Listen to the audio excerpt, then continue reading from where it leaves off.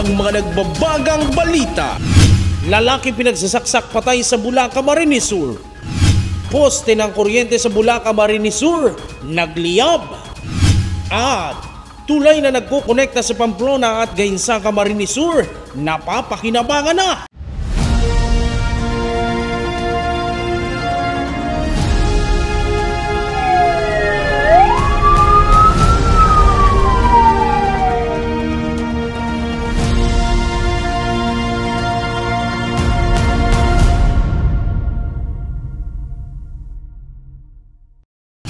Magandang gabi, narito ang mga may init na balita sa Camarines Sur.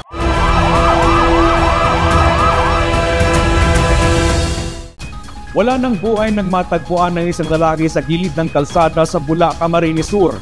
Ang suspect, dati na umanong nakaalitan ng biktima. Habang sa Del Gallego, Camarines Sur, 4 ang sugatan sa pananaksak rin ng isang lalaki. Ang buong ulat mula kay John Amador. Patay ang isang 32 anyos na lalaki at residente ng Zone 4, Palsong, Bulacan, Camarines Sur dahil sa pananaksak pasado alas 7 ng gabi nitong linggo. Ayon sa investigasyon ng Bulacan PNP, nadiskubre ng isang nakamotor ang katawan ng biktima at may tama ng saksak. Yung stabbing incident po sir nangyari po around 7:30 po ng gabi, March 2, 2025. So na-report na po siya around 9:30 po ng gabi. So ngayon po nag-occur po yung pangyayari sa Zone 4, Sitio, Bulilacao, Palsong, Bula. So yun pong biktima, nakita na lang po sir nung witness natin sa medyo madilim pong portion po nung Zone 4 ng Sitio, Bulilacao. Ano po? So nagkataon po yung yung biktima inabangan po nung suspect.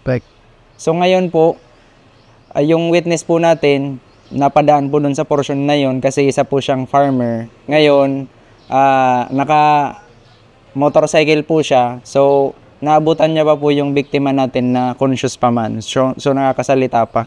So, sabi po nung witness, so na-identify po, naisabi pa po nung biktima po natin, yung pagkakakilanlan po nung suspect.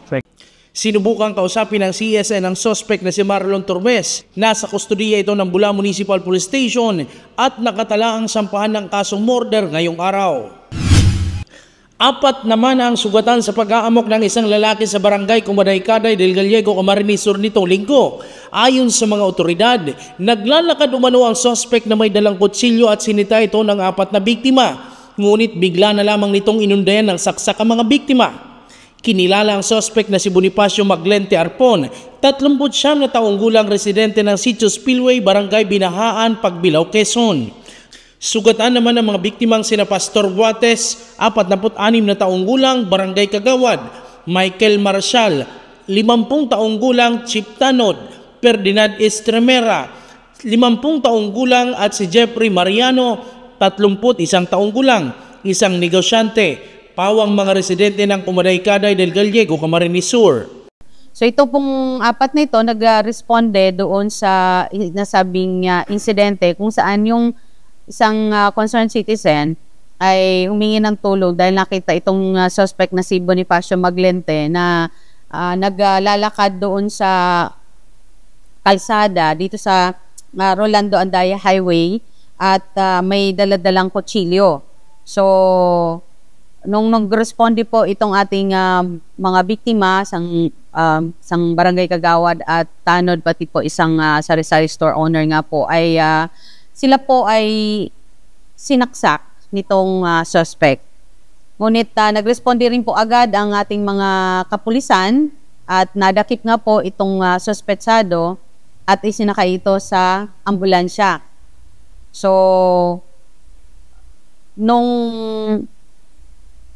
dadalhin na po ito doon sa itong mga biktima, kasama itong mga biktima doon sa hospital, ito pong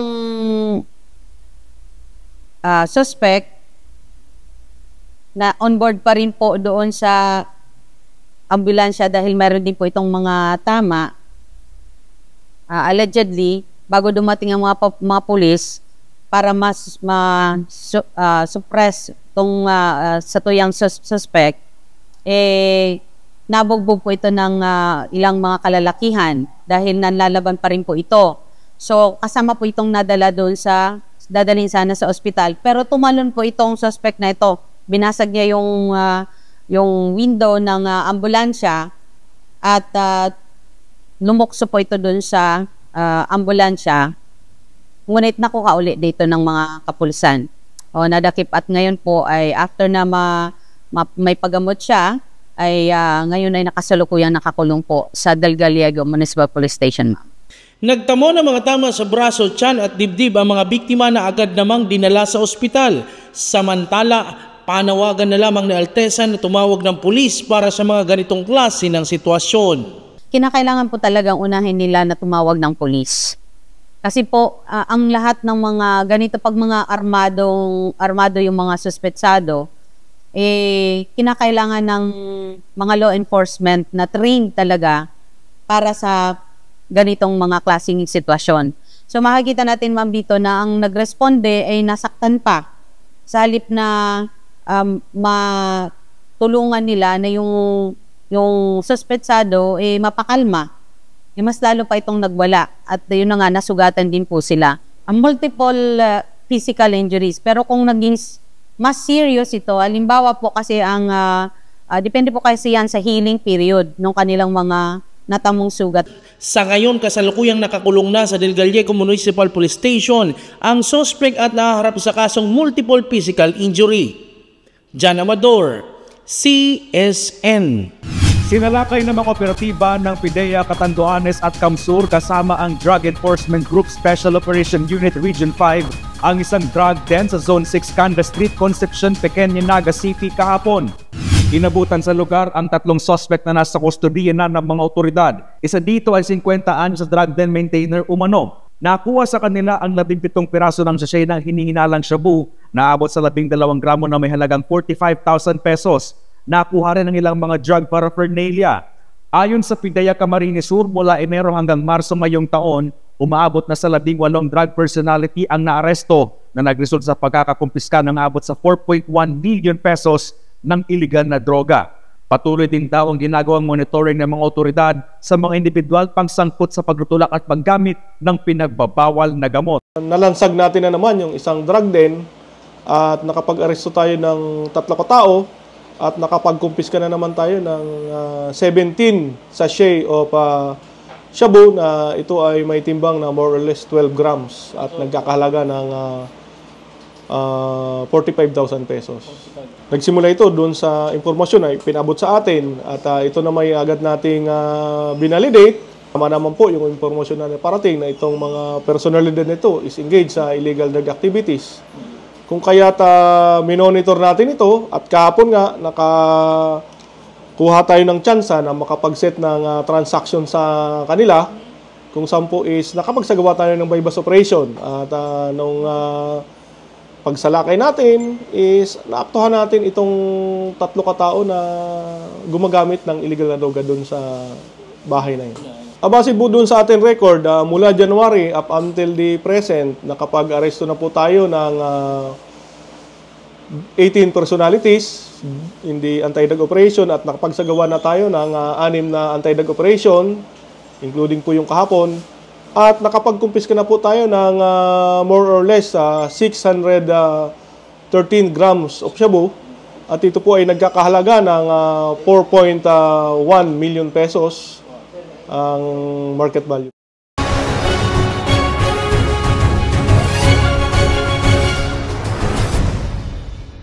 Lalaki sa San Fernando, Camarines Sur maswerteng nailigtas matapos umakyat sa isang poste ng telecommunications company. Narito ang ulat ni Jan Amador. Naalarma ang mga residente ng Zone 2 Barangay Bonifacio, San Fernando, Camarines Sur matapos ang pag-akyat ng isang lalaki sa tore ng isang telecommunication company pasado alas 3 ng hapon kahapon. Ayon sa ilang nakakita, naglalakad-lakad pa ang lalaki sa palayan nang bigla itong pumasok sa compound ng tore at tuluyang umakyat. Nag-agi naman sa may pintuan na mayo ning barbed wire. Tapos naglaog siya dyan, nagsakat niya dumaan sa tower. Depression ang pagka-aram ko. Kaya nagsakat siya dumaan. Agad namang rumisponde ang BFP Special Rescue Force San Fernando kasama ang Disaster Risk Reduction Management Office para ma-rescue ang lalaki. Upon report by the DRR sila sa office ni Sir Jason, nag-proceed kami dun sa site, and upon arrival, nakita namin na kinakausap na naman ni Sir Jason para makumbinsi siya na bumaba, kung posibleng bumaba pa siya. So habang pinagsasabihin siyang bumaba at kumalma, mas lalo pa siyang umakyat sa mga matas-mataas na lugar. Tuliro umano ang lalaki kaya masusing plinano at nagkaroon ng assessment sa lugar bago isinagawa ang pag-rescue. Then habang panay pa din ang kausap ni Sir Jason, ni DRR officer, kami nag-proceed, in-assess namin yung area, preparing yung gamit na gagamitin, yung ropes, hardwares, saka kami nag-planning kung anong sistema ang gagamitin namin. Unang technique, i-distract ng grupo, tapos may nakaabang na para anuhin siya, i-secure at maibaba. Ako kasi yung mas malapit sa kanya doon sa part na yun. Tinanong ko na siya anong problema niya, bakit siya umakyat. And then, medyo nga, emotional. Luha siya. Medyo tuliro itong tuliro, in distress. Then, tinanong ko siya, ano bang naging problema, ba't ka umakyat dito? Kasi daw, ang reason niya is, inaabangan siya doon sa kanila, sa San Gabriel. Kasi, siya na magnanakaw daw siya ng pera at ng kung ano pa. Nakumbinsi ng mga otoridad ang lalaki na nagpakilalang si Marvin Morco, 37 taong gulang hanggang sa tuluyan itong ligtas na mababa. Paalala naman ni Torne sa ganitong mga insidente. Okay, unang-una, kailangan natin na yung sistema natin sa buhay, huwag tayong papaepekto sa depression. Kasi yung depression, iyan ang aangat doon tayo aangat, na biglang makakaisip ng kung ano-ano. And then, doon naman sa mga netizen at yung mga public na nakakita ng mga ganyang pagkakataon, kung maaari, i-report agad, huwag niyong bastang akyatin na wala kayong proper training at wala kayong safety lines. Kasi imbis na kung sakasakali, ang magiging natin dyan, dadami ang ating casualty. Kaya kung maaari, report, then tumawag sa mga agency na karapat-dapat gumawa ng action na gano'n. Nasa ospital na ang biktima para obserbahan at mabigyan ng atensyong medikal. Jan Amador, CSN.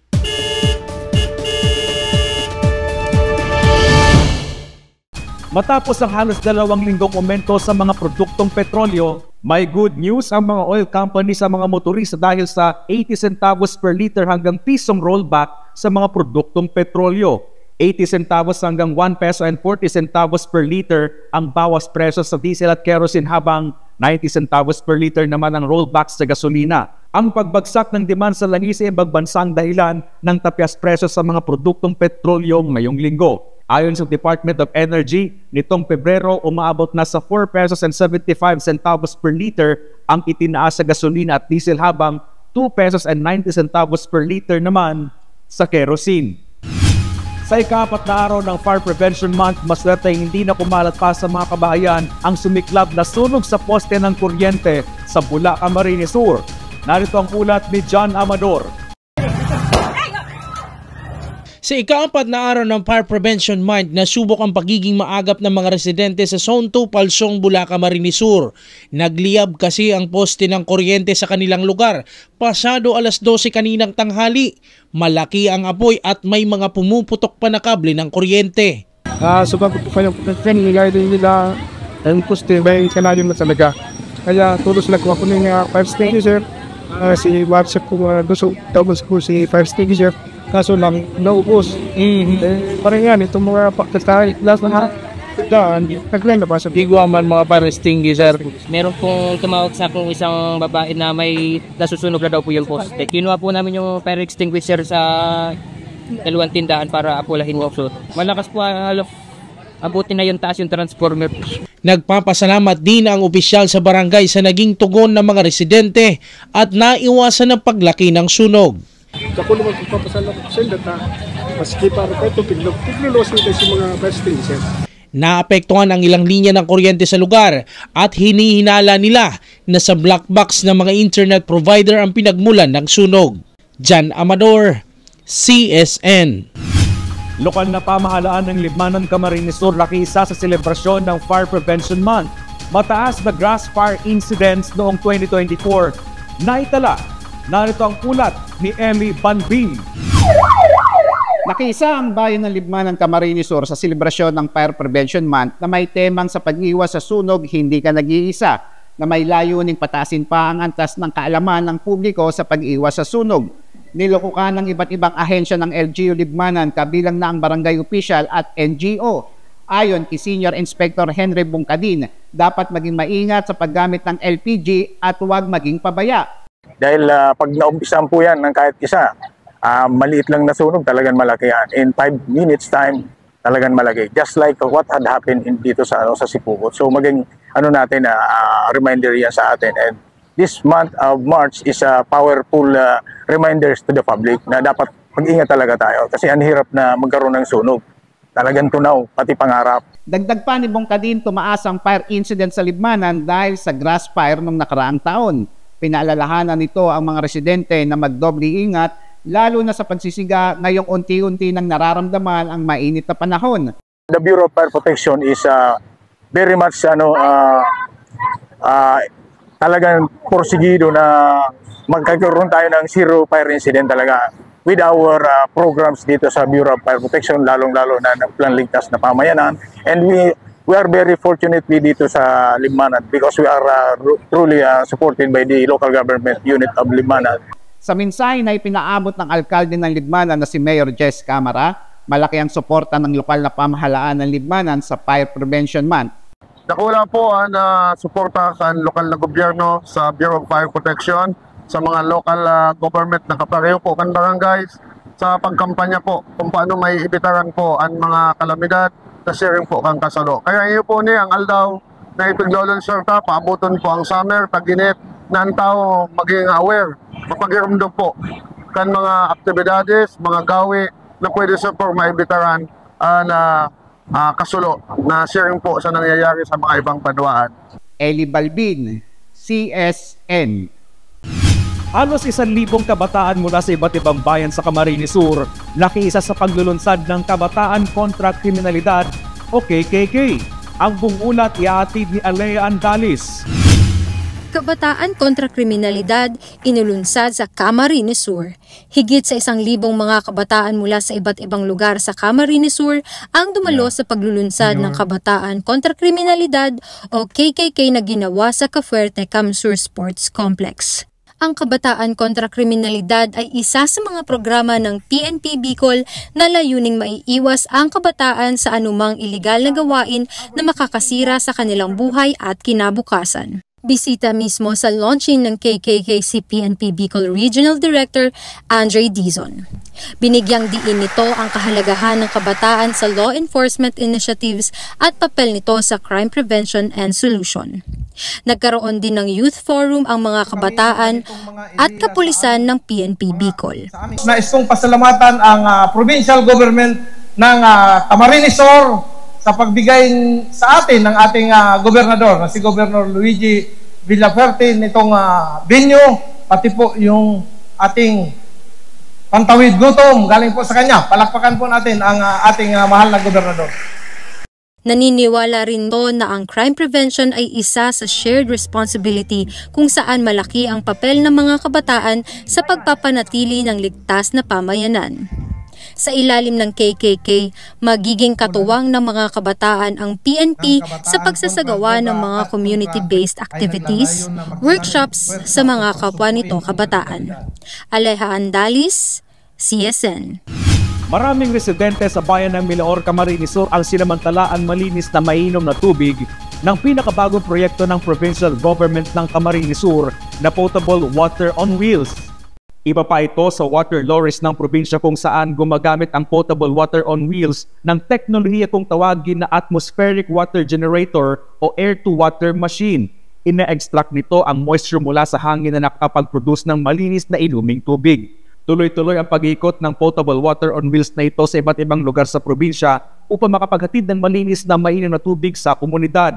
Nitong nakarang linggo lang ng pangunahan ni na Governor Luigi, Congressman Elroy Villafuerte ang groundbreaking ceremony para sa itatayong assembly hub sa probinsya ng kauna-unahang air-to-water technology facility sa bansa. It is a commitment to inspire improving lives, building resilience, and bringing hope to communities that need it the most. This facility represents a leap forward in addressing water scarcity, especially during calamities when access to clean, safe, potable water is most critical. By harnessing this air-to-water technology, this facility ensures security, resilience, empowering communities to withstand the impacts of natural disasters. Tulay na nagkokonekta sa bayan ng Pamplona at Gainza, Camarines Sur na pakikinabangan na ng mga residente at motorista. Narito ang ulat ni Ellie Balbin. Nadaraanan na ng mga residente at motorista ang Malbong Bridge sa Barangay Loob, Gainza, Camarines Sur. Ito ang tulay na nagkokonekta sa bayan ng Gainza at Pamplona, Camarines Sur. Ilang dekada na ding nagtitiis ang mga residente tulad ni Roque San Buenaventura sa paglalakad at paggamit ng bangkang dimotor. Dati, mayo pa po yan ning tinampo na yan. Naglalakaw kami sa uma. Okay. Tapos, padikit-dikit, nagkaigwa na po ning tinampo. Nagbabalyo na lang po ng baroto or bangka. Yun po ang nagiging transportasyon dyan. Nahali po sa Pamplona, abot po dito sa may tulay pong iniya. Ayon kay Kagawad Raquel Rodriguez, hirap sila nang wala pang tulay dahil umiikot pa sila sa kabilang bayan. Napakahirap po. Bangka, magbabayad. Yung iba na mismong taga-duman, kinakailangan pa nilang umikot para lang sila makarating ng sentro. Napakahirap. Dagdag pa ni Kagawad Rodriguez, nagpapasalamat siya kila Governor Luigi Villafuerte at Congressman Elray Villafuerte dahil malaking bagay ang pagkakagawa ng Malbong Bridge. Nagpapasalamat po kami sa nag-stop po kang nagpatayo po kami tulay na yan kay Villafuerte po, sa mga pamilyang Villafuerte po. Maraming pong salamat sa dakulang tabang na ibinigay niyo po sa amin. Nagpapasalamat po ako sa kay Kong Elray sa pamilya Villafuerte dahil po sa bagong tulay na ginagawa. Malaki rin ang pasasalamat ng mga motoristang dumaraan sa tulay dahil mapapabilis na ang kanilang biyahe. Ellie Balbin, CSN. At yan ang mga mainit na balita ngayong araw sa Camarines Sur. Kami ang Camsur News. Ako po si Chris Novello. Diyos mabalos sa pagtitiwala.